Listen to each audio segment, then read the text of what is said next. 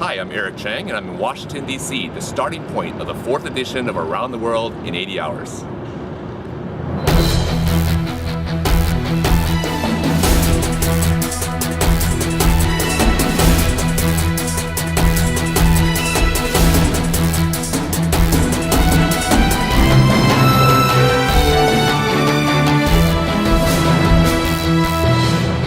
So this year's trip takes us to Dubai and Singapore, but we're starting here in DC at the Department of Labor, where I'm joined with my friend and economist, Alex Farage. Alex, what can you tell us about the unemployment rate here in the U.S.?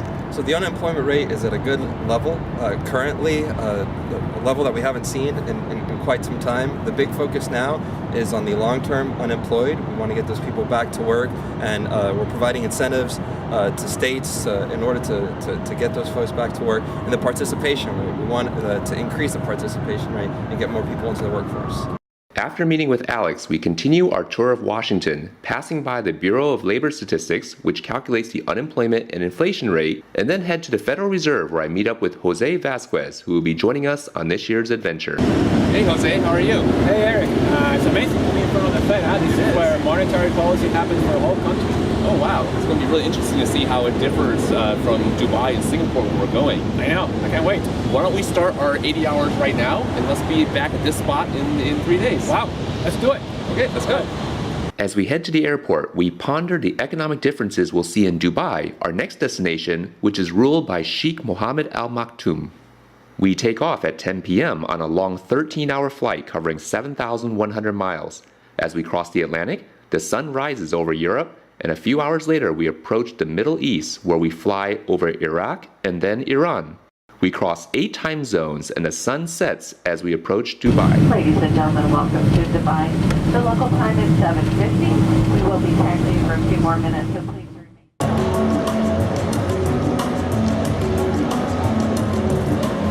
So we made it to Dubai after our long flight. Yeah, 13-hour flight, but this city is incredible. There's so many buildings. They really have invested heavily in the infrastructure. And the hallmark of that is the Burj Khalifa here in the background. Burj Khalifa is the world's tallest building, and it just shows how much Dubai has invested in its infrastructure. Yeah, and it looks like the fountains are about to start too. A lot of people looking at them. The Dubai fountains were developed by the same developer who made the Bellagio fountains in Vegas, but only this one is even bigger. It's twice as big. It looks like they're playing Michael Jackson's Thriller. Is that what it is? Wow.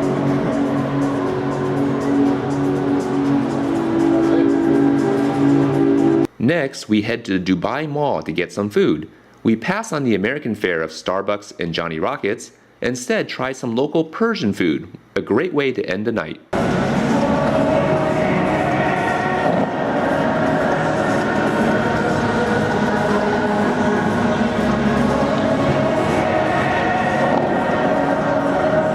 We start the morning at the famous Palm Islands built in the Persian Gulf. So we are the Palm Islands here in Dubai, and this was basically created in the last 10 years. This was previously water, and it was created land out of nothing.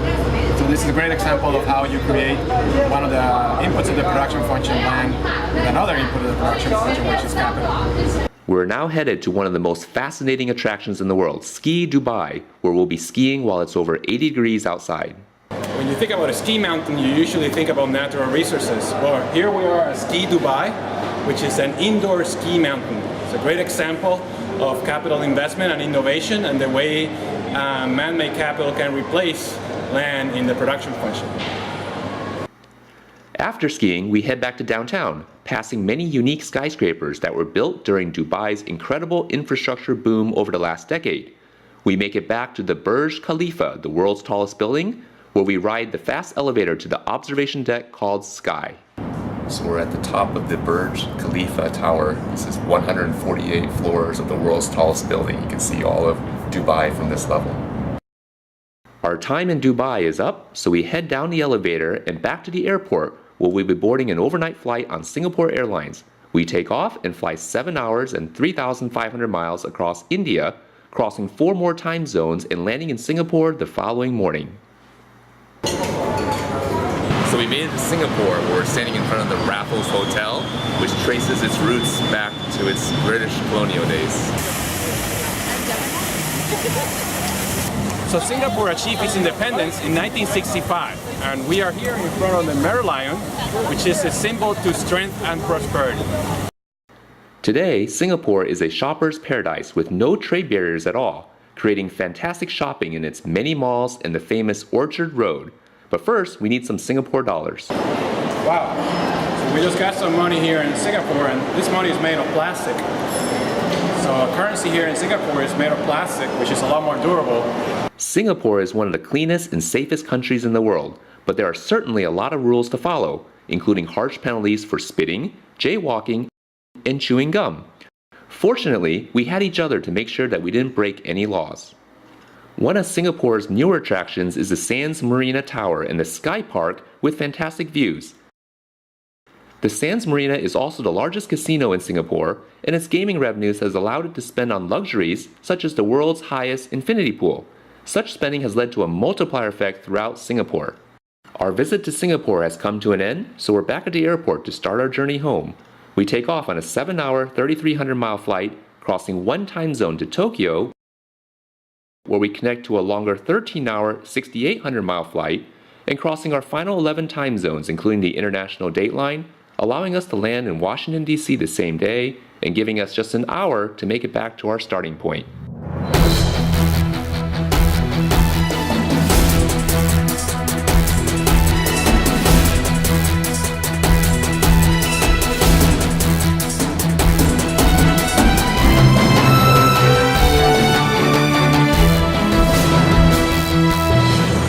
We made it back to our starting point in Washington, D.C.